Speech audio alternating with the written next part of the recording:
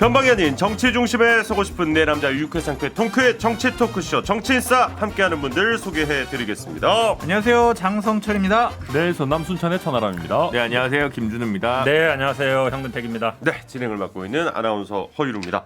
자, 오늘 이 얘기로 좀 시작을 해보겠습니다. 지난주에 이 정의당 심상정 후보가 정치인싸를 다녀갔습니다.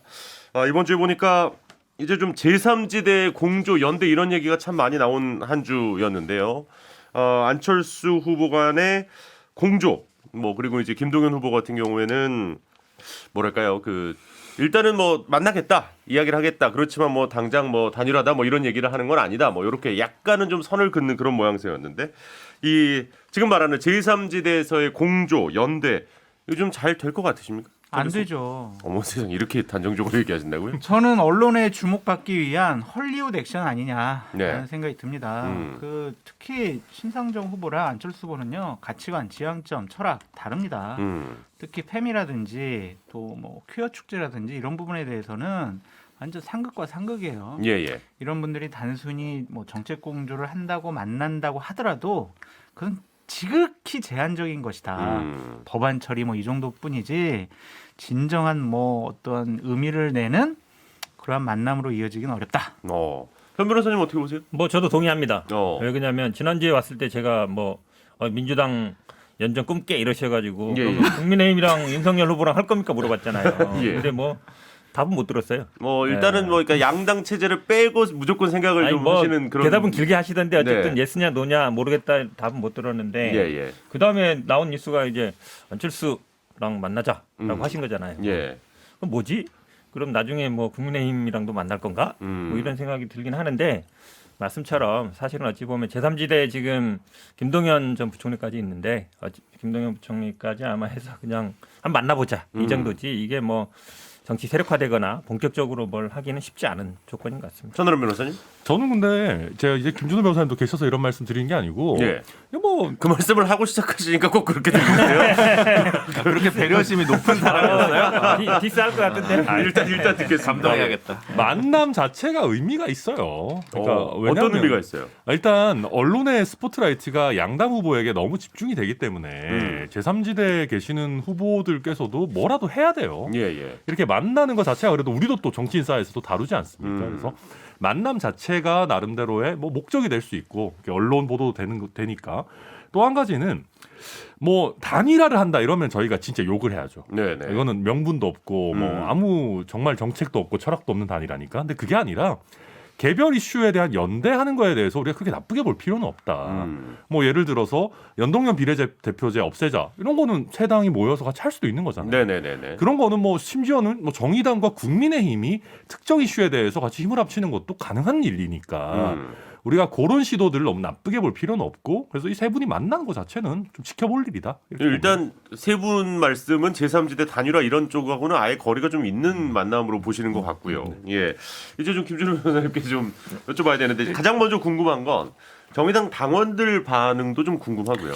그 정의당 지지층, 정의당 당원 중에서 내부에 상대적으로 덜 관여된 분들은 단일화를 또 가능하다는 거야? 뭐야? 라고 약간 뜨아하는 반응. 약간 혼란스러워하는. 네, 혼란스러워하는 예. 반응이고 아내이신 분들은 안철수 후보와 심상정 후보의 단일화는 없다라는 걸 너무 지극히 당연한 상식으로 생각하기 때문에 이건 좀 다른 방식의 어떤 정치공학적 고민 아니냐, 포석 아니냐 이렇게 보는데 그 중에서도 좀 강경하신 분들은 이런 거예요. 사실은 녹색당이나 네네. 미래당, 진보당, 민주노총 등과의 있는 가치 연대가 지금 잘 안 되고 있어요. 네. 그러니까 그 다음에 이제 요구를 하는 거죠. 근데 단일화 안 할 거거든요. 그러면 이제 대선 결선 투표제라든가 이런 선거제도와 관련된 부분에 관련해서 뭔가 공동의 교집합의 목소리를 내려고 하는 시도일 가능성이 크고 다른 한편으로는 반 단일화 연대다. 예. 안철수 후보는 윤석열 후보로부터 심상정 후보는 이재명 후보로부터 단일화 압박을 서로 견디기 위한 지지대가 될 수 있지 않을까. 이 부분은 상당히 좀 네. 와닿네요. 예. 우리 둘이 완주하자. 네가 완주 안 하면 나도 완주하기 힘들다. 네네네. 이러면서 이제 완주 연대가 될 가능성도 좀 있다. 아하. 정의당에서 이 얘기하면 싫어하겠네요. 어쨌든 저는 제가 볼 때는 그런 포석도 좀 있지 않나 싶습니다. 네, 장 교수님. 근데 그러한 우리가 분석도 좀 옳지 않은 게 심상정 후보 같은 경우는 완주를 원하고 있지만 그렇죠. 안철수 후보는 완주보다는 국민의힘과의 단일화에 좀 더 방점이 있어 보여요. 방 팔고 싶어 하시죠? 네. 예. 그리고 정의당 심상정 후보 같은 경우에는 정의당은 노동 그리고 페미니즘 이게 양날개 축인데 이 가장 중요한 가치와 철학이 예. 안철수 후보랑은 상당히 좀 다릅니다. 생각이. 그래서 결혼을 해야 되는데 냉장고하고 세탁기 사는 거는 동의하지만 집을 어디 살지 어디서 결혼할지 이러한 것들이 결정이 안 되기 때문에 합의가 안 되기 때문에 이거는 알겠습니다. 근데 이준석 대표가 이걸 국공합작이라고 비유하셨던데. 근데 국공합작은 또 성공은 했어요. 이준석 대표가 무슨 생각하는지 모르겠어요. 안철수 후보 입장도 직접 좀 들어봤으면 좋겠다는 생각 늘 하고 있습니다. 저희도 계속 섭외를 좀 부탁을 드리고 있는데 나오시는 대로 또 안철수 후보와도 정치인사에서 한번 만나 뵙기를 정말 희망하고 있다. 이 말씀 드리면서 마중물 토크는 이 정도로 정리하고요. 자, 광고 듣고 와서 다음 이야기로 바로 넘어가 보겠습니다. 지금 여러분께서는 유쾌한 정치 토크쇼 정치인사를 듣고 계십니다.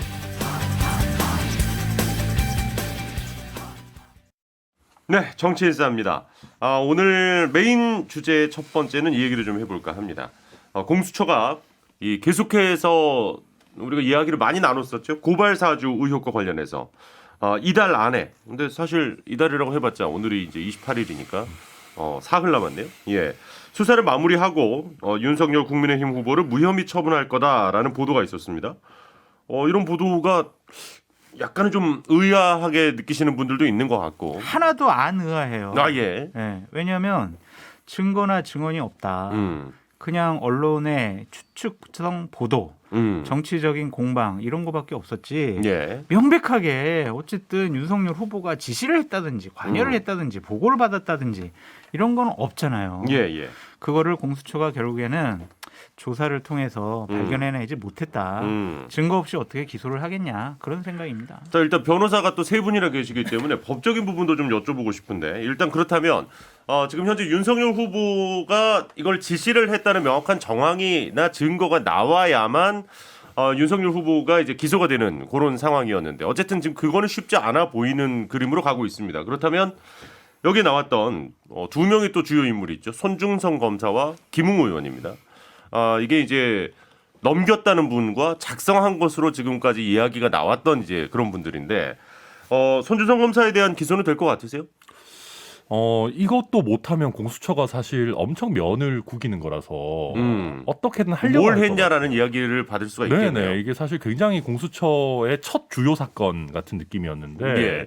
그래서 어떻게든 기소를 하려고 할 것 같은데 문제는 직권남용이 사실 핵심이거든요. 직권남용. 손준성 검사가 예를 들면 다른 검사를 시켜서 이걸 예. 쓰도록 했다. 그래서 그걸 가지고 뭘 했다 이런 게 핵심인데 문제는 직권남용 같은 경우는 직권남용을 당한 사람이 특정이 돼야 돼요. 예. 그 사람이 성명불상으로 놔두고 기소를 하기는 굉장히 어려워요. 근데 지금 공수처가 지난번에 구속영장 청구할 때도 보면 성명불상이면 너무 많이 나와요. 성명불상자의 뭐 지위를 받아서 그렇죠. 지시를 받아서 손준성 검사가 또 다른 사람한테 뭐 성명불상자한테 뭘 또 시키고 뭐 성명불상자가 뭘 또 자료를 찾아보고 뭐 이런 식이라서 현재 이 성명불상이라는 관호가 안 채워졌다면은 손준성 검사에 대한 직권남용 기소는 생각보다 쉽지 않다. 뭐 짜잘한 거, 뭐 개인정보보호법 위반이나 예. 뭐 이런 것들 가지고 문제를 삼을 수도 있겠다라는 생각도 듭니다. 그럼 만약에 이제 그 검찰 발로 언론인이라든지 상대 이제 반대하던 그쪽 분들에 대한 고발장을 작성을 해서 넘겨준 게 사실이라 할지라도 법적으로 처벌을 받는 건 다른 문제라는 말씀이신 거죠? 그런 사실관계가 나오더라도 그 구체적으로 공소장을 쓸 수 있을 정도로 구체화가 돼야 되는 거거든요. 그러니까 뭐 누구를 시켜서 어떤 예. 뭐 절차를 거쳐서 뭐 언제쯤에 이런 것들이 육하 원칙에 맞게 어느 정도는 나와줘야 되는 거니까. 근데 뭐 이거는 이제 저의 생각이고, 근데 공수처는 어떻게든 기소는 하려고 하지 않을까라는 예. 예상이 되긴 합니다. 저도 뭐 기소는 할 걸로 보는데 뭐 직권남용은 쉽지 않을 수 있어요. 왜냐면 뭐 검사의 직무 안에 안 들어오거든요. 예, 고발장 예. 작성이라는 게 기소하는 사람이지 고발장 작성하는 사람이 그렇죠, 아니잖아요. 그렇죠. 결론적으로 보면 공수처가 이제 검찰의 방패를 못 뚫은 셈이 되는 거예요. 왜 그러냐면 고발장은 나왔잖아요. 그렇죠.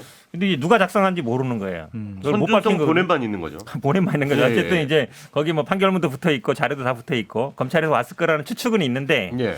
결국 누가 작성한지 못 밝히거든요. 이 사건의 핵심은 사실은 그 고발장을 누가 작성했느냐. 이제 그걸 밝혔어야 돼요. 그 열람 기록만 봐도 뭐 쉽게 잡을 수 있다. 뭐 이렇게 초반에는 또 아니죠. 이런 얘기도 나왔었던 걸로 그러니까 기억하는데. 열람 기록은 첨부된 서류고 예. 결국은 이 지금 수사받는 사람이 다 검사들이잖아요. 그렇죠. 그럼 끝까지 다 부인할 거거든요. 그럼 그 고발장 작성한 PC 예. 아니면 고발장 원본 그걸 찾아야 돼요. 그 누구 PC에 있는지 예, 예. 그걸 찾으면 사실은 누가 작성했는지 밝힐 수 있는데 그렇죠. 그거를 제가 보기에 못 찾은 것 같아요. 그러면 이제 여러 가지 가능성이 있죠. 그러니까 대검에 있는 컴퓨터에서 했다가 지웠을 수도 있고 예. 아니면 개인적으로 개인 컴퓨터로 작성해서 보냈을 수 있는데 그 그렇죠. 컴퓨터를 못 찾았을 수도 있고 근데 어쨌든 검찰에서 작성된 건 맞는데 그걸 고발장을 못 찾은 거죠. 그러면 사실은 이게 이제 미궁으로 갈 가능성이 많아진 거죠. 김준호 변호사님께는 남아 있는 건 예. 그래서 판사 사찰 문건 관련해서 손준성 검사를 다시 소환한 게 아닌가 싶은 생각도 좀 들거든요. 공소장이 너무 빈약해지니까 판사 사찰은 어쨌든 윤석열 징계 무효 사건에서 유효한 징계 근거로 판단이 됐잖아요. 예, 예. 그럼 그 작성은 손준성 검사가 아마 관여했고 또 일정 부분 윤석열 후보의 지시가 있었으니까 그 부분과 관련해서 뭐 직권남용이라든가 뭐 개인정보보호법 문제라든가 공무상 비밀 누설이라든가 뭐 하여튼 어떤 형태든 그런 방식의 기소 뭐 이제 대상 공소 대상을 좀 확장하려고 하는 노력을 고민하는 게 아닐까 이런 생각이 들고 그래서 윤석열 후보에 대한 기소도 물론 쉽진 않지만 예.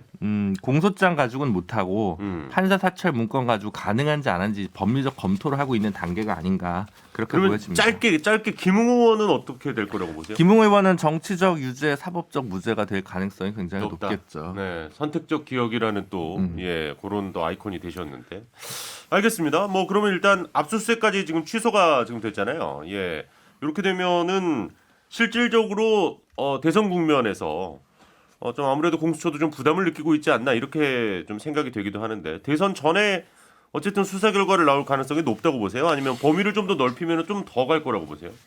연내 정리를 하려고 하겠죠. 아무래도 부담스럽다. 선거가 앞두고 있으니까. 부담스럽다. 큰 부담은 안 돼요. 아 그래요? 왜냐하면 대검에 있던 지금 잘 나가는 검사가 정권 교체되면 이른바 좌천을 당할 수 있습니다. 네. 근데 공수처는 좌천 당할 데가 없어요. 그렇죠. 그냥 과천에 있는 거예요. 네, 네. 임기가 정해져 있고 뭐 승진할 것도 없고 그냥 있는 거기 때문에 그렇게까지 하기보다는 그냥 여론의 좀 민감성에 반응을 하는 거지 개인의 영달을 위해서 기소할 거 안 하고 할 거 하고 뭐 이런 건 아닐 것 같아요. 그러니까 눈치 볼 일이 없는- 너무 공직자들을 뭐 이 네. 직위로 보시는 것 같은데 저는 정치적으로 봤을 때 네네. 공수처든 대검이든 어디든 이거를 수사 그 선거 과정까지 계속 이걸 끌고 가면 안 돼요. 빨리 결론 내줘야 되거든요. 근데 선거 국면은 항상 과거에도 그랬지만 우리 예. 뭐 장성철 소장님도 동의하는 바치 장래 비전, 미래 비전 자꾸 이런 걸 얘기해서 국민들의 선택을 받아야 되는데 수사라는 건 과거의 일이거든요. 과거에 네. 뭘 했느냐 그게 미래를 결정짓지 않거든요. 그래서 수사는 저는 모든 수사는 빨리 끝내주는 게 좋다라고. 예. 사실 그 이제 대장동과 관련된 이슈로 아무래도 지금 야권에서 공격 포인트를 많이 잡았다면 그에 대한 반대적인 공격 포인트가 바로 이 고발 사주였는데 여권에서는 지금 현재 이렇게 나왔을 경우에는 과연 또 이게 어떤 영향을 미칠지도 좀 지켜보고 일단 이 얘기는 여기까지도 충분할 것 같은데 예, 장 교수님 하나만 더 짧게 말씀드리면 예, 예. 별 영향이 없을 것 같다는 생각이 들고요. 이게 공수처가 뭐 정치적인 부담이 있다라기보다는 능력이 없는 것 같아요. 결국엔 수사를 제대로 못한 것이 아니라 찾아내지 못했다. 라는 생각이 들고 김웅 의원이 법원에 본인 압수수색 영장 한 거를 좀 무효화해달라고 한 것에 대해서도 예. 법원에서 김웅 의원 손을 들어주지 않았습니까?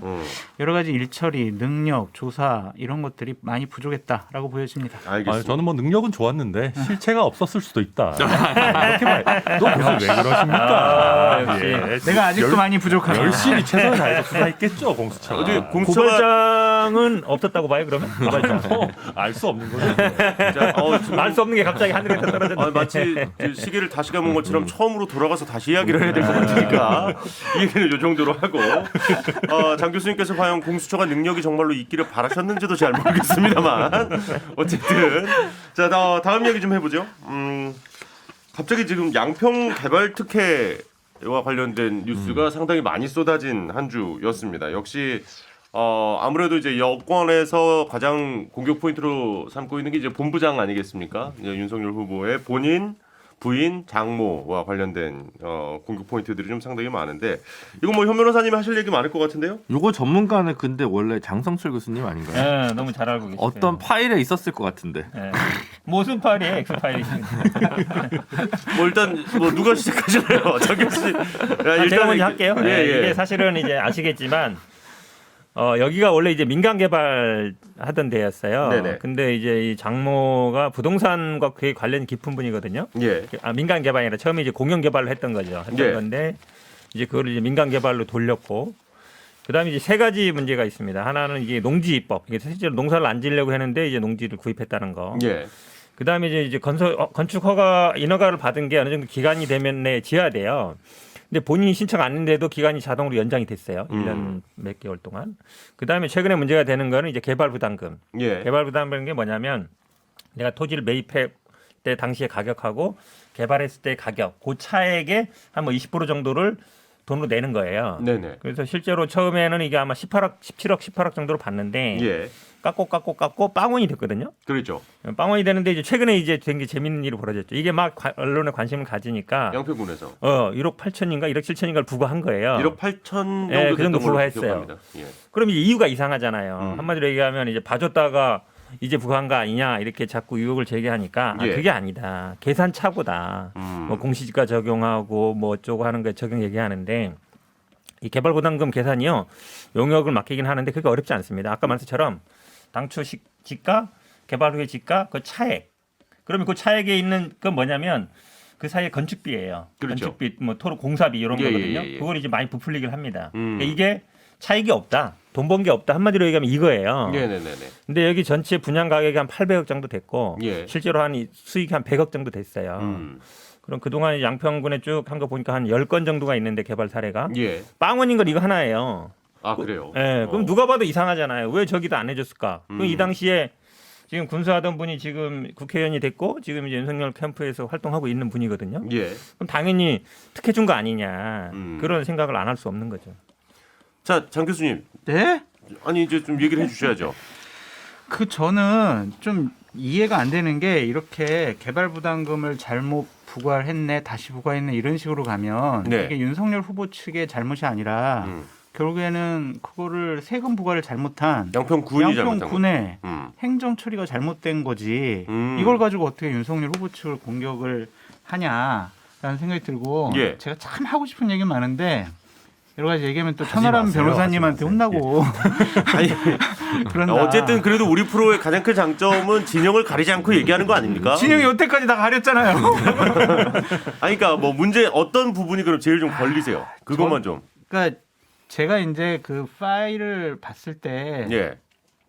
가장 저는 문제가 될 거라고 생각했던 거는 예. 처와 장모의 부동산 문제들이었어요. 그러니까 거기 한 5가지가 좀 적혀 있었던 것 같은데 그런 것들에 대해서 참 제가 지금 와서 또 얘기하는 것도 그렇고 잘 대비하시기 바랍니다. 이미 다 그동안 얘기했는데 그동안 얘기 안 하려 그래요. 아니 5가지를 여기서 이렇게 또 떡밥만 이렇게 살짝 흘리시고 이러시면 이거 뭐 진행하는 입장에서 아니 이거 어떻게 근데 될지 그게 모르겠는데. 파일 여권에서 만들었기 때문에 거기 보면 되게 자세하게 잘도 써 있었고 거기에 공격 포인트들도 잘 잡았더라고요. 그때 보니까. 근데 지금 이론적으로 공격하는 걸 보면 예.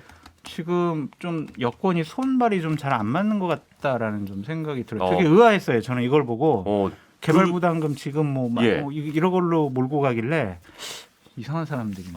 뭔가 다른 게 또 있다는 또 이 냄새를 또 이렇게 많이 아니 그게 풍기시면 아니라 하시니까. 그 사람들의 문건과는 좀 다른 지금 반응을 보이고 있어서. 그러니까 여권의 공격 포인트가 좀 아니라는 말씀이시네요, 지금. 예, 거기 원래 써있던 공격 포인트들은 예. 이런 쪽이 아니었던 것 같아요. 그럼 제가 아까 말씀드린 뭐 농지법이나 아니, 허가 기간 연장 기억이 안 더 곤란하게 해드리지 기억이 안 말죠. 나요. 네. 기억이 안 나요. 기억이 안 나요. 근데 저도 장 교수님 말씀을 저도 뭐 파일을 못 봤지만 되게 공감이 되는 게 지금 민주당에서 공격 포인트를 잡은 게 그때 양평 군수가 지금 윤 캠프에 있는 국민의힘 의원이니까 김남규, 뭐 특혜가 있었을 거다 이런 식인데 말이 안 돼요. 네. 왜냐하면은 여기 그 장모 그 회사가 처음에 개발 부담금 내라는 고지 받은 게 2017년이에요. 그러니까 16년 11월이고 예. 그 다음에 이의 제기한 게 17년 6월 뭐 이렇게 해서 그때 영원으로 통지를 받은 거거든요. 아니 2017년에 윤석열 후보가 어디 사람입니까?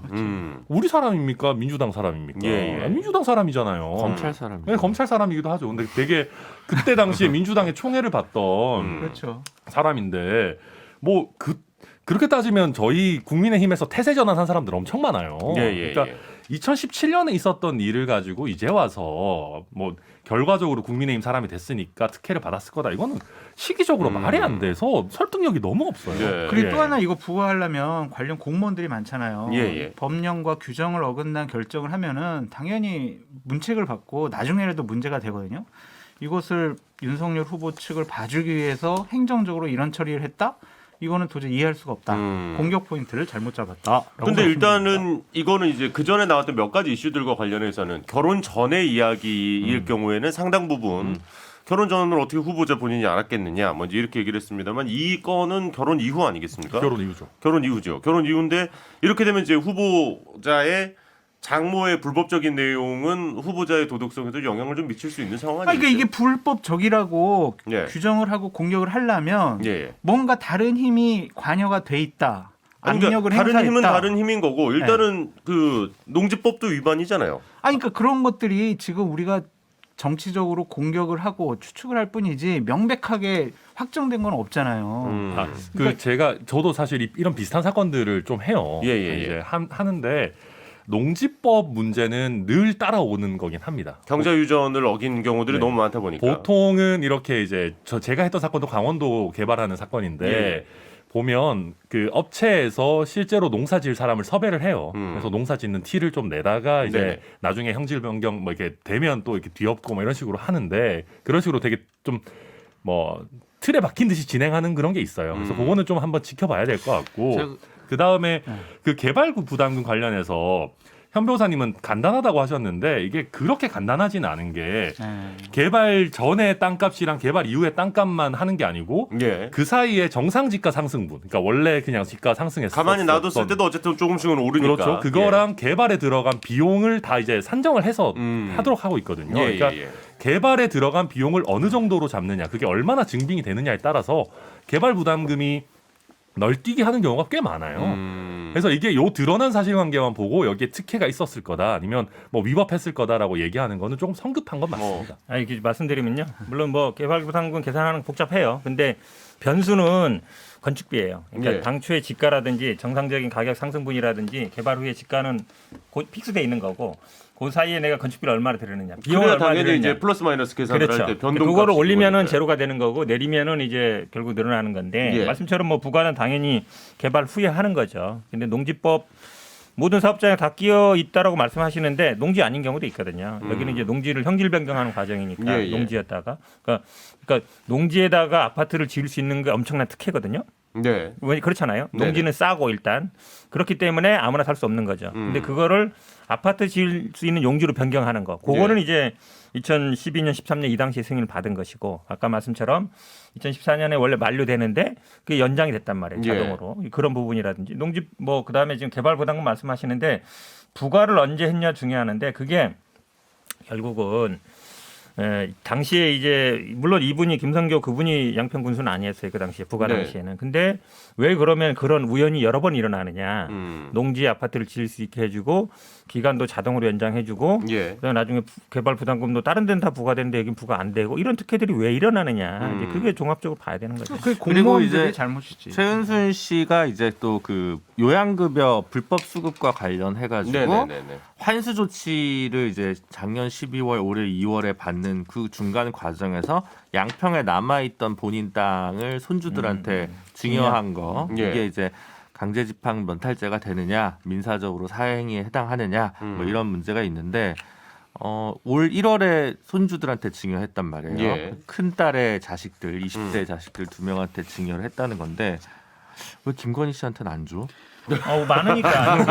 원래 많으니까 알고 아니 근데 아니 그래서 제 말은 그런 정도로 고민을 여러 가지 하는 것 같으니까 최모 씨도 이제는 예. 윤서방이 너무 떠서 여기랑은 좀 덜 엮이게 해주려고 하는 이제 고민이 많은 것 같고 아이. 다른 한편으로는 윤서방이 너무 떠서 자기가 감옥도 가고 예. 참 여러 가지 탈탈 털려가지고 사위를 잘 얻었다고 해야 돼, 못 얻었다고 해야 돼 고민이 많을 것 같다는 생각이 합법적으로 들어요. 증여하고 세금 냈으면 증여가 문제는 아니잖아요. 도덕적으로 뭐 문제가 될 수도 있다. 불법 아니야 불법 있겠지만.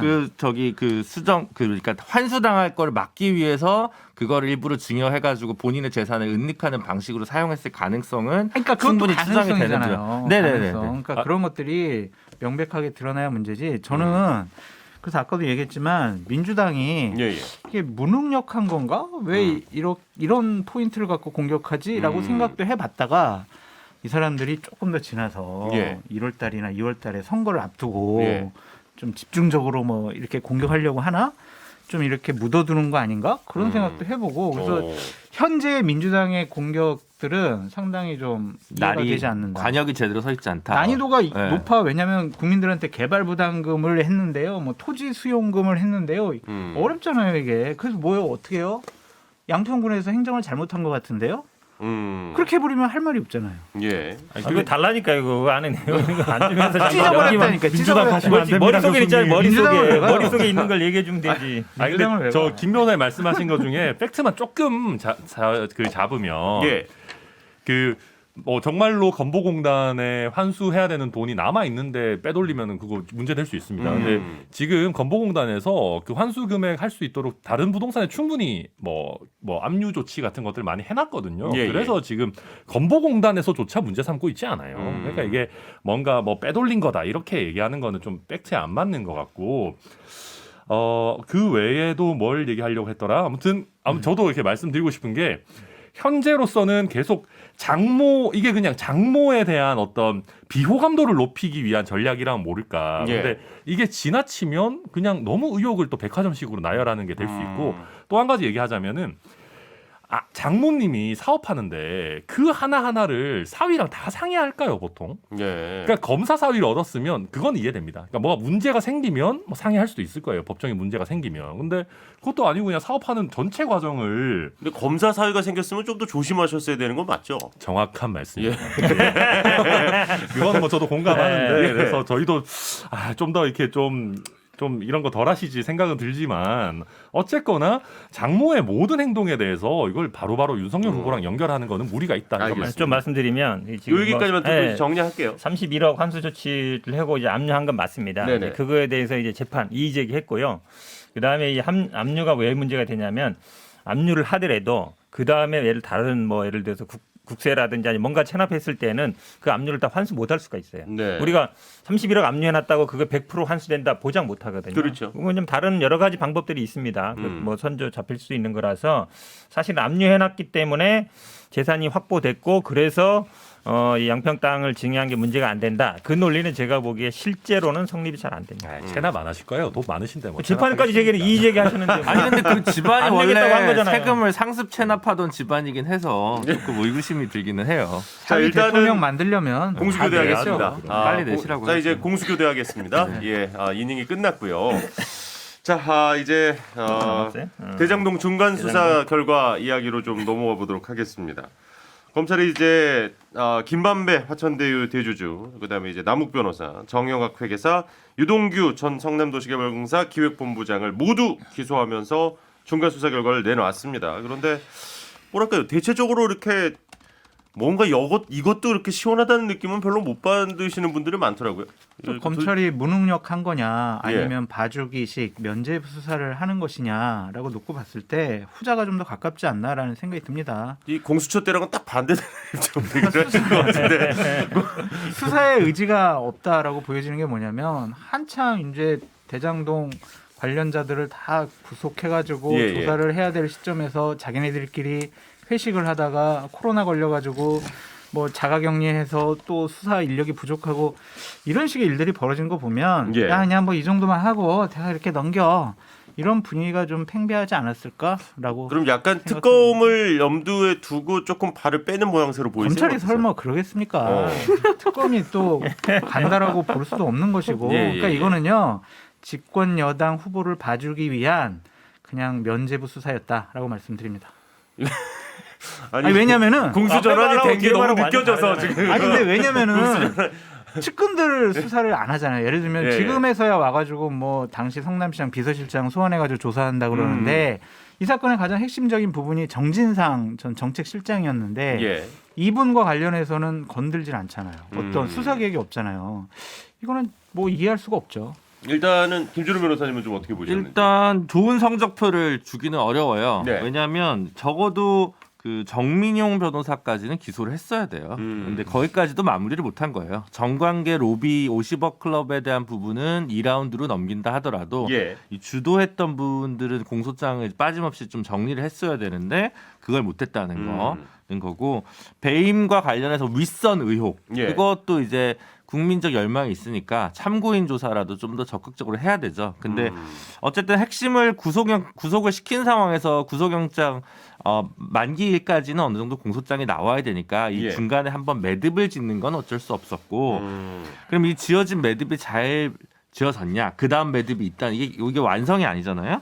예. 근데 공소장을 이제 보도 자료로 좀 내준 게 있어요. 보니까 조금 부족한데 이 부족한 이유가 검찰이 능력이 없어서냐? 예. 저는 꼭 그렇게 보지는 않는데 박근혜 게이트랑 비교하면 그게 그렇게 될 줄 알았습니까? 예. 근데 된 거는 뭐 장시호, 뭐 고영태, 뭐 노승일 그렇죠. 이런 분 내부자들의 적극적인 제보나 수사 협조가 있었던 것이고 이번 건 같은 경우는 정영학 회계사가 녹취록 일부 갖다 낸 거 외에 예. 정확히 어떤 또 추가적인 내부 제보자나 협조가 있었던 것 같진 않고 그러다 보니까 어느 정도 그림은 그렸는데 색칠을 못한 채 예. 스케치 그대로 공소장이 좀 나오지 않았나 아무래도 이런 생각이 듭니다. 이 말 아까 말씀드렸던 이 네 분 주요 인물 4명도 그 안에서 이제 최대한 본인의 이 책임을 좀 덜기 위해서 서로 조금 많이 의견 충돌이라든지 다른 이야기를 하는 경우들도 우리가 봤기 때문에 그래요. 일단 뭐 제가 말씀드리면 예, 들어야죠. 검찰 수사는 결국은 녹취록과 언론 보도만 쫓아갔다라고 보여요. 저희는 항상 얘기했죠. 돈을 쫓아가라. 예. 수사는 돈이 핵심이다. 음. 이 배임 자꾸 얘기하는 건데요. 배임은 눈에 안 보이는 거예요. 예. 돈은 눈에 보이는 거거든요. 네. 사실은 이분이 이것도 알겠지만 뇌물이 되기 때문에 배임이 될 가능성이 높은 사건이에요. 예. 근데 뇌물도 보면 뭐 700억은 지금 약속이라는 거고 35억은 뭐 투자했다는데 그게 실제로 뭐 누구 건지는 유동규 건지 아닌지 봐야 되는 거고 지금 5억이 어찌 보면 간돈이라는 건데 그것도 뭐 4억이 수표다 현금이다 하다가 결국은 줬다는데 그 돈은 딴 데서 발견되고 이러다 보니까 이게 실제로 돈이라는 거는 들어온 돈하고 나간 돈이거든요. 그렇죠. 들어온 돈 중에 제일 큰 돈은 하나은행 7천억 PF고. 네네. 네. 근데 그런 PF를 만들었을 때 어떻게 만들었는지 곽상도 얘기가 나오는 거잖아요. 빠개질로 했을 때 했다. 그거를 캐야 되는 거거든요. 그 다음에 많은 돈은 저축은행 1,800억 초기에 나온 거 2009년 10년에. 그럼 그게 어떻게 투자가 됐고 어떻게 나왔는지를 봐야 되는 것이고. 그 다음에 많은 돈은 이제 SK 400억 뭐 사돈 나오는 거잖아요. 그 돈을 어떻게 끌고 왔는지 아니면 거기에 어떤 비리가 없는지 그걸 봐야 돼요. 그다음에 나간 돈의 큰 거는 배당금들이잖아요. 배당금이 예를 들어서 뭐 규정 따라 나갔는지 아니면 거기서 뭐 더 나가는지 그걸 봐야 되는 건데 예. 그게 이제 배임 부분이잖아요. 배임이 너무 나갔다는 건데 사실은 이제 법적으로 문제가 되는 거는 따로 나간 거. 지금 예를 들어서 큰 돈이라 그러면 50억 클럽 6명. 예. 박영수 뭐 100억 이렇게 나온 거잖아요. 그거에 대한 수사가 전혀 안 됐잖아요. 그다음에 원유철이라든지 검찰 고위직들이 쭉 있었는데 그런 부분들이 돈 나간 거잖아요. 그게 예를 들어서 적법하게 나갔는지 아닌지 고문료 같은 게 형식상 뇌물이었는지 그거를 먼저 보고 그다음에 배당된 것들이 어느 정도 이제 배임 혐의가 이걸 봐야 되는데 제가 보기엔 녹취록하고 그냥 언론 보도만 쫓다 말았다. 그래서 남은 거는 결국은 들어온 돈 나간 돈이 적법하냐 안 하냐 예, 그걸 따지는 부분이 될 수밖에 없어요. 사실 그 방송 시점으로 이제 어제가 될 텐데요. 그 아들 50억 퇴직금 의혹이 있었던 곽상도 전 의원이 소환이 됐습니다. 그렇기 때문에 이 수사 결과가 조금 더 나올 수도 있을 것 같다는 생각도 좀 들고요. 예. 근데 저도 약간 그래도 얘기를 하자면 네네네네. 그 현 변호사님 말씀이 계속 이제 비슷해요. 아니 뭐 언론 보도 뭐 녹취록만 따라갔다. 저는 그것도 제대로 못 따라갔다고 생각합니다. 아 그래요. 예, 왜냐하면 그림이 어떻게 그려지는지를 보려면 당시에 있었던 여러 가지 자료를 최대한 빨리 확보해야 돼요. 예. 성남시나 성남도시개발공사가 갖고 있는 자료 빨리 확보해야죠. 근데 그것도 제대로 안 하고 뭐 한참 있다가 압수수색도 되게 단발적으로 했다가 여러 번 하고 그래서 전체적인 그림이나 설계도를 확보하려는 의지가 있었는지가 저는 굉장히 의심스러운 부분이다. 그러니까 예. 윗선까지 확대하는 거에 대해서 검찰 스스로 너무 몸을 사리고 있는 게 아닌가라는 생각이 들고요. 물론 50억 클럽 되게 크죠. 50억, 뭐 500억, 5천억이 왔다 갔다 하니까 유동규가 이미 받은 뇌물 5억이 마치 작아 보이는 느낌이 들지만 공직자가 돈 5억 받은 게 작은 일이 아닙니다. 네, 그리고 그렇죠. 돈 5억 받고 수천억대 부당 이득을 준 거면 큰 일이거든요. 그러면 이게 단순히 유동규 혼자서 한 일이냐라는 거는 이재명 후보가 여권의 대선 후보가 아니라도 밝혀야 되는 일이에요. 예. 근데 그런 의지가 전혀 느껴지지 않고 심지어는 황무성 전 사장을 바지 사장으로 앉히고 이게 굉장히 장기적인 계획이었다라는 얘기까지 나오고 있는데 황무성 사장을 앉힌 것도 이재명 후보 아닙니까? 근데 이런 그 큰 설계도가 먼저 나오고 나서 돈을 이 사람들이 왜 이렇게 많이 벌었느냐가 나오고 나서 이 사람들이 이 돈을 얻다가 50억 클럽 이런 데 나쁘게 썼느냐 자, 뒤에 나와야 되는 거지. 이 첫 단추 왜 이 사람들이 이렇게 돈을 많이 벌어갔느냐도 지금 너무 규명이 안 되고 있다 이런 근데 말씀입니다. 사실 이거 좀 뭐 약간 쎄한 얘기긴 한데 예. 시원하게 공소장에 기재가 되고 기소가 되면 이제 언론은 환호하고 담당 특수통 검사는 승진하고 예. 재판 해보면 대부분 무죄 나오고 이런 경우가 많아요. 우병우 전 수석 거의 다 무죄 나왔어요. 아, 손혜원 전 의원 거의 다 무죄 나왔어요. 그렇죠. 그때 검찰 잘했다 그랬거든요. 국민들이 언론도 그렇고. 예. 근데 꼭 그런 건 아니에요. 사실은. 그러니까 그런 함정이 좀 있는 것 같아요. 우리나라가 해서 검찰이 뭐 굉장히 유능했다. 예. 그전 검찰은 했는데 이번에는 뭐 정치권의 눈치를 봐가지고 이상하다 그런 것 같지 않고 제가 볼 때는 오히려 그 전에 화려한 초식의 알맹이가 없는 칼질도 검찰이 많이 했다는 것도 좀 똑똑히 기억할 필요가 있다. 알겠습니다. 그리고 또 한 가지 또 이슈가 이번 주에 좀 있었는데 이재명 후보 측에는 이 변호사비 대납과 관련한 이야기가 좀 있었습니다. 이제 경기도지사 시절인데요. 이 공직선거법 위반 재판 때죠. 이게 이제 왜 중요하냐면 이재명 지사가 결국 이게 무죄가 나왔기 때문에 완전히 정치적으로 제기가 가능했고요. 이때 당시에 만약에 당선 무효형이 나왔을 경우에는 뭐 향후 뭐 일단 피선거까지 박탈이 되기 때문에 정말로 큰 위기에서 다시 한번 부활할 수 있는 그런 계기가 됐던 이 재판이기 때문에 아주 중요합니다. 네, 이때 선임한 변호인단 수임료를 한 기업이 대납했다는 지금 의혹이 나왔어요. 한 시민단체 대표가 변호사 한 명에게 현금 3억 원 그리고 주식 20억 원을 줬다는 내용의 녹취를 공개해서 논란이 좀 되고 있고 또 이 검찰이 관련 기업 임원을 불러서 조사를 또 했다고 하죠. 그리고 이 회사의 임원들이 이재명 후보에게 고액 후원을 했다고 해서 또 논란이 되고 있기도 합니다. 이 건 일단은 민주당에서는 어떻게 보고 계십니까? 일단 뭐 어제 뉴스가 나왔죠. 예. 그분이 관련된 분이 이모 씨라는 분하고 최모 씨라는 분인데 이제 두 분이 대화한 녹취록을 가지고 한 건데 그 최모 씨가 검찰에 진술을 냈습니다. 지어낸 얘기다, 허위다. 그랬고 본인은 떳떳하기 때문에 그 이모 씨랑 대질 조사를 원한다라는 얘기까지 했습니다. 그리고 그 녹취록 부분이 사실은 한 20분 정도 되는 건데 이 항상 예. 녹취록이 문제예요. 예. 왜냐하면 이 그 팩트를 보니까 계속 뭐 20억을 뭐 저희들이 변호사 수임료로 드릴 수 있고 막 이런 얘기하면서 그러면 이쪽에서 뭐 1억을 받고 막 이런 얘기들이 있었거든요. 그런 다 얘기하는 것 중에 변호사는 뭐 그렇게 얘기 호응이 아니라 뭐 네네네 이렇게 한 건데 그걸 마치 인정한 것처럼 일부만 따서 얘기한 건데 예. 녹취록은 사실은요 전부를 봐야 됩니다. 그리고 이 최모 씨라는 분도 이모 씨가 계속 그런 걸 알고 녹취를 했다는 거예요. 서로. 그럼 이 녹취록은 아마 수사기관에 제출될 것으로 보는데 예. 저는 뭐 이 부분은 뭐 당연히 뭐 이분이 이제 본인 스스로 아니라고 얘기하고 있으니까 문제되는 것 같고 이 후원금 얘기하는데 후원금이 사실은 누가 개인적으로 일을 낼 때는 그 사람이 어떤 지위인지 잘 몰라요. 예. 어떻게 알겠습니까? 모르는 거죠. 그러니까 그걸 가지고 예를 들어서 그 회사가 뭐 대납했다. 뭐 이건 아닌 것 같고 그다음에 지금 검찰이 아마 그 전환사채 부분이라든지 그 뭐 S사를 압수수색하고 밝혔다는 거잖아요. 예를 들어서 전해줬으면 그게 자국에 남을 거 아니에요. 예. 그러니까 그 압수수색하면 나오는 것이고 그다음에 변호사비 같은 경우에는요. 우리가 수임을 하게 되면 신고를 하는데 하나는 이제 법조윤리 쪽으로 가고 하나는 국세청으로 가거든요. 네네. 그럼 찾아보면 되는 거예요. 그다음에 계좌를 까보면 되는 거죠. 그러니까 이재명 후보는 어쨌든 나는 뭐 다 돈 준 거 있기 때문에 계좌를 다 봐라라고 얘기하고 있어서 그러니까 그래서 저는 뭐 정말이면 날 구속하라 뭐 이런 약간 상당히 저는 뭐 이게 자신감 있는 왜냐하면 그 고발하신 분들이 이재명 후보를 뭐 예전에 성남시장 때부터 계속 디스하고 고발하고 그런 분들이에요. 네. 그러니까 그런 분들이어서 이게 크게 보면요. 지금 두세 가지인데 하나는 이제 그 구속됐던 박철민 씨 사건 예, 비슷하잖아요. 예. 뭐 막 제보하고 거기에 또 장영하 변호사 그 정치인이죠. 그러면 끼어 있는데 막 했는데 뭐 별거 아닌 거. 나왔고 최근에 또 지금 뭐 다른 것도 하나 있는데 그건 나중에 말씀드릴게요. 그러니까 예. 이런 여러 가지 뭔가 이제 문제가 있는 것처럼 얘기하고 있는데 시간이 지나면 다 밝혀질 거라 보고 있습니다. 이 전반적인 사건의 사이즈가 이재명 후보에겐 그 당시 굉장히 중요한 건이었지만 예.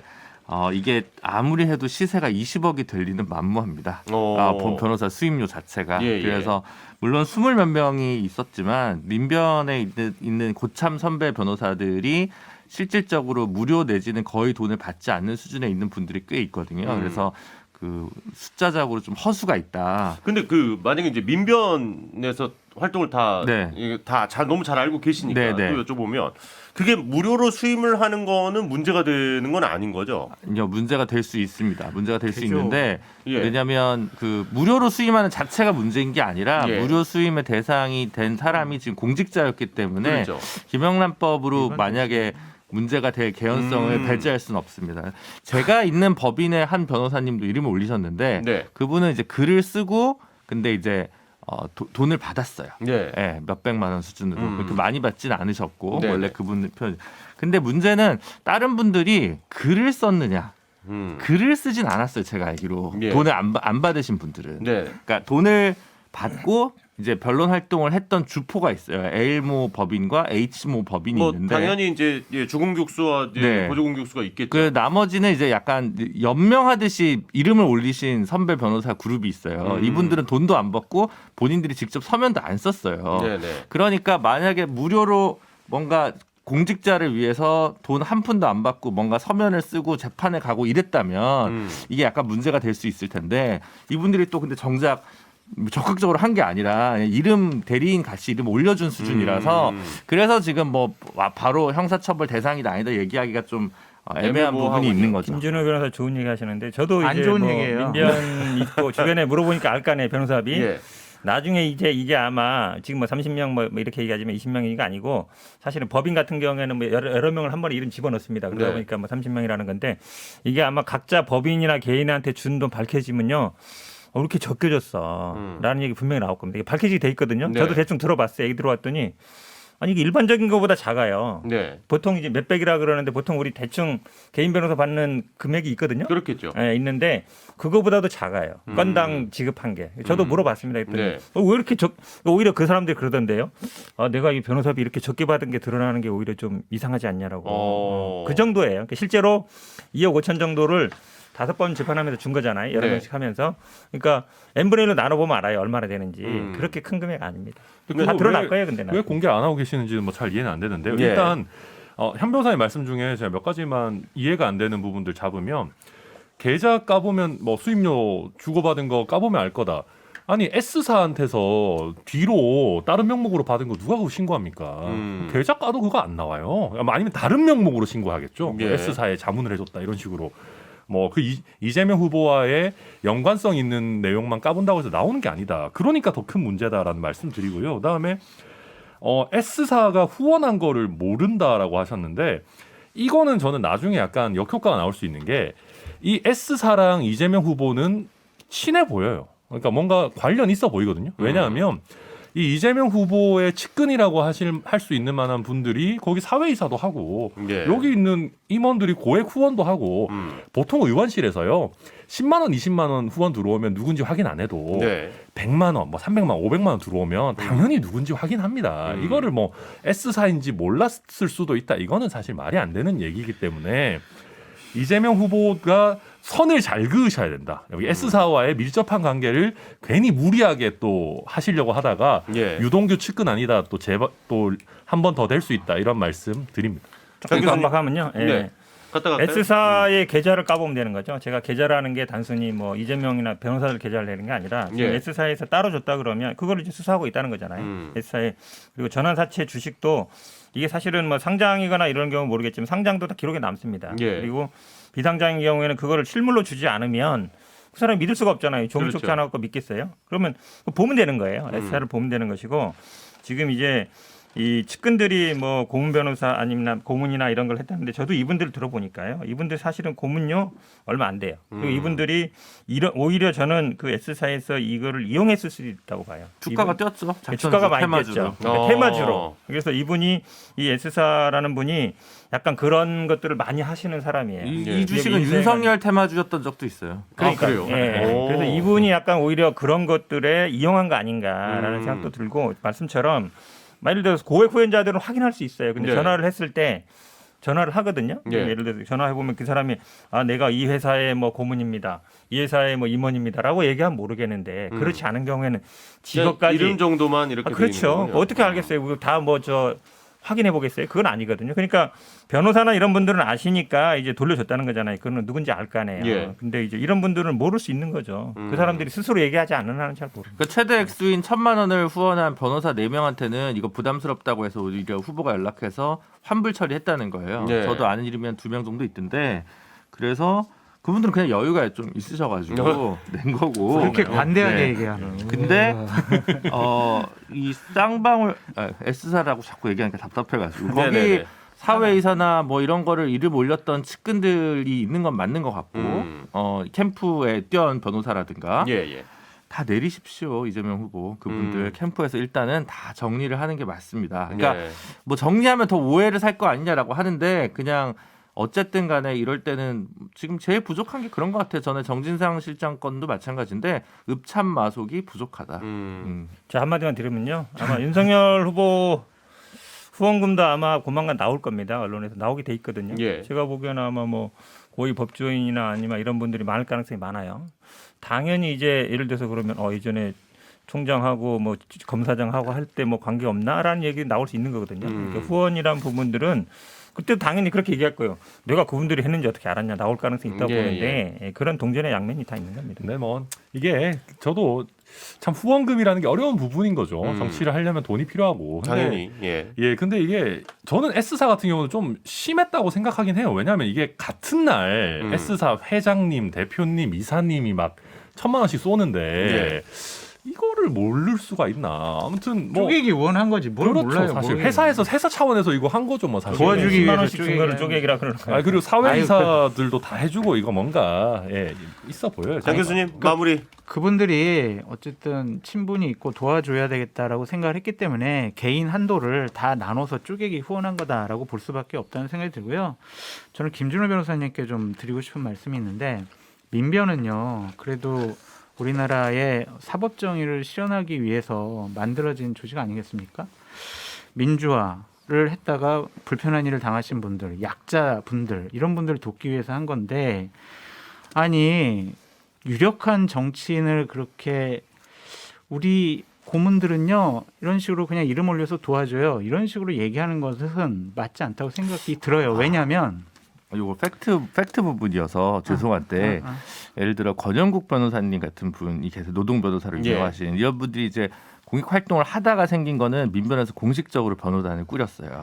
근데 사실 근데 이번 이게 이재명 공익 후보 활동은 같은 아니잖아요. 경우는 그냥 본인이 민변을 거치지 않고 그냥 옛날에 원래 몇십 년 동안 알던 선배들한테 따로 연락을 한 거라서 민변에서는 전혀 이게 논의된 적도 없고 기록에도 없고 실제로 일부러 기록에 안 남기려고 한 게 아니라 사선으로 이루어진 일이에요. 그래서 이게 그냥 좀 약간 얘기가 다르다. 핀트가 그러면 더 실질이 실망- 그렇다라는 거를 아니 저는 그냥 팩트를 그대로 알겠습니다. 더 얘기를 하는 실망스러운 겁니다. 게 민변 소속인데 민변 거치지 않고 공식적으로 않고 사선으로 했으니까 별 문제 우리랑은 상관이 없어요라고 하는 것도 좀 아니 민변의 말에 고익 어폐가 사건이 있고. 아니라니까요. 기록에 아예 없는 거예요. 그냥 아는 사람이 민변 소속이잖아요. 그 변호사님이 전 그 얘기를 하는 거예요. 민변 소속은 김태섭도 민변 소속이고 오세훈도 강명석도 민변 옛날에 소속이었고 민변이었죠. 뭐 그러니까 그렇게 그 확대하면 안 프레임으로 되고. 그 프레임으로까지 네. 너무 이렇게 하시면 검경에도 그럼 민변- 송도한 인권위원장 같은 경우 어떻게 할 거예요? 누구요? 송도한 인권위원장. 이분 같은 경우에도 이름을 올렸단 말이에요. 그렇죠. 근데 본인은 나는 몰라요. 모르는데 그냥 전화 와가지고 이름 올려준 거예요. 이런 식으로 얘기를 그러니까 그 했거든요. 당시에 2심을 지고 나서 1심부터 있던 게 아니라 2심까지 지고 나서 네네. 거의 정치 생명이 끝나겠다라고 생각 드니까 위에 있던 오래된 지인분들 중심으로 해가지고 몇 명 연판장 돌듯이 좀 해주자, 해달라 이런 요청이 들어오면서 한 10여 분 정도가 그렇게 됐나 봐요. 그러니까 그래서 정치 생명이 끝장났다라고 한 게 아니라 정치 생명을 연장시켜 주기 위해서 우리가 도와줘야 되겠다라고 생각했을 수가 있고, 제가 지적하고 싶은 건 뭐냐면 민변의 그런 아름다운 전통 좋습니다. 하지만 그게 실정법 위반이잖아요. 어쨌든 공직자에게 무형의 혜택과 이익을 준 것 자체가 금영란법 위반이라니까요. 그 부분에 대해서는 어느 정도 민변 차원에서 유감을 표명해야 된다. 왜냐? 민변 소속 변호사 분들이잖아요. 그렇다면 민변의 전통과 관례가 실정법 위에 있는 건 아니잖아요. 그렇다면 그 부분에 대해서는 당연히 제가 저도 써야지. 민변 소속이니까 한마디 할 텐데요. 김영란법 위반이라 단정하시는데 김영란법 위반 아니에요. 뭐 근거가 뭐죠? 금액이 얼마 초과되니까 100만 원 초과된다? 100만 원 넘는지 안 넘는지는 근거가 없어요. 왜 현 변호사님도 변호사시잖아요. 그러니까 제가 그래서 아까 전에 이 부분을 설명을 다 드렸는데 왜냐하면 변론 활동을 안 했어요. 100만 원 이하를 받고 고발을 하세요 할 거예요. 고발을 해보고 그래서 되냐 그런 안 되냐. 이거 해줄 거예요. 그러면 100만 원 이하를 받고 저 변호해 줄 거예요. 자, 이런 여기까지 민변 하세요. 아니시잖아요. 민변에 그럼 그동안 후원금 내보세요. 트라우마 또 재발하니까. 예. 여기까지 하셔도 뭐 충분할 것 같은데, 아니 제가 일부러 좀 계속 이야기를 중간에 끊지 않고 좀 들었던 이유가 많은 분들이 좀 궁금해하실 수 있을 만한 내용이어서 좀 충분히 공세적으로 말씀하시고 충분히 저는 두 분도 어떤 쪽에서 방어를 하시는지도 뭐 충분히 알 수 있는 내용이어서 저는 안 싸우고 차분하게 조금만 얘기하면 예. 요 얘기까지 오늘 듣고 그냥 끝낼게요. 예. 그러니까 이게 문제가 정말 그렇죠. 도장값, 변호사 이름값, 도장값이 100만 원을 넘느냐 안 넘느냐 그 참 어려운 문제입니다. 예. 어려운 문제인데 저는 근본적으로 이렇게 생각해요. 이게 시국 사건은 아니잖아요. 그러니까 민변에서 공익적으로 해야 되는 사건은 아니고 여권에 정말 유력한 사람의 정치 인생과 관련된 사건인데 예. 그거를 별로 문제의식 없이 내 이름 빌려주겠다. 사실 그분들 중에는 이름값 자체도 굉장히 비싼 분들도 많이 있습니다. 근데 그게 그런 무형의 어떻게 보면 돈으로 산정할 수 없는 이익을 유력 정치인에게 쉽게 준다라는 게 사실 좀 납득하기 어렵고요. 그게 100만 원이 안 되는 걸로 평가했다라고 하더라도 그러니까 변호사 비용이라는 게 산정이 어렵다 하더라도 도덕적인 문제는 여전히 남는 자, 거예요. 일단은 그 얘기 잠깐 민변- 반박을 하면요. 또 네. 안 할 수가 없는데 민변 회비를 보통 한 달에 10만 원 정도씩 내거든요. 예. 저도 그냥 회비만 내는 사람이에요. 받는 거 아무도 없습니다. 예. 근데 내가 어려울 때 내 동기들이나 아는 사람들이 나를 도와줄 것이다라는 기대는 있어요. 그게 뭐냐면 이 일종의 이제 모임 같은 거거든요. 물론 제가 조합이나 이거라고 얘기하진 않겠습니다. 네. 근데 그 정도의 공감대가 있는 거예요. 서로. 개인 사인과 그거를 자꾸- 공직자는 다르죠. 아니죠. 그거를 그렇게 말씀하시면 안 돼요. 공직자는 공직자는 다르지. 지금 일단 이해온 게 있는 민변이라 거기 때문에 잠시만요. 오랜만에 이런 장면 나오네. 민변이라고 하는 단체를 지금 서로 어떻게 생각하는지는 너무 달라요. 제가 볼 때는 아예 지금 장 교수님과 지금 서로 바라보시는 관점이 다르기 때문에 이거는 어떻게 지금 얘기를 한다고 해결해 날 문제는 아니고요. 그러니까 일단 현 변호사님 말씀 마무리하시면 제가 오늘 방송 정리하겠습니다. 그러니까 제가 말씀드리잖아요. 제가 15년 정도 민변 회비 냈는데 그럼 한 1,500 이상이 돼요. 네. 회비 낸 게. 네. 근데 제가 민변에서 뭐 받은 건 하나도 없어요. 그만큼 어느 정도 물론 애착도 있고 그럼 내가 예를 들어서 선거법 위반으로 기소가 되거나 뭐 이러면 저는 당연히 민변에 있는 내 동기들이나 친구들한테 도와달라고 할 거예요. 네. 도와줄 거라는 확신도 있어요. 그러니까 그런 정도의 공감대가 있다는 거예요. 그런 그걸 꼭 사인과 공적으로 그러니까 말씀드리잖아요. 그러니까 변호사들끼리의 모임 그리고 저희 뭐 연천 동계해봐야 한 20-30명 정도인데 네네. 그 정도의 연대감들이 있다는 거예요. 그런 차원에서 일을 하는 것이지 이걸 단순히 말씀처럼 고위 공직자가 됐으니까 저 사람 혜택 한번 벌로 하고 내가 이름 올렸다. 그게 아니라는 거예요. 그런 사인과 여권의 유력 주자였잖아요. 경기도지사. 보조금 받는 단체도 아니고 할 텐데 오늘 넘어가시죠. 알겠습니다. 오늘 뭐 그만큼 또 첨예한 이야기였던 것 같은데요. 오늘은 일단 여기까지 하고요. 저희 다음 주에 또 다른 주제로 이야기 한번 나눠보겠습니다. 네 분 수고 많으셨습니다. 감사합니다. 감사합니다. 감사합니다.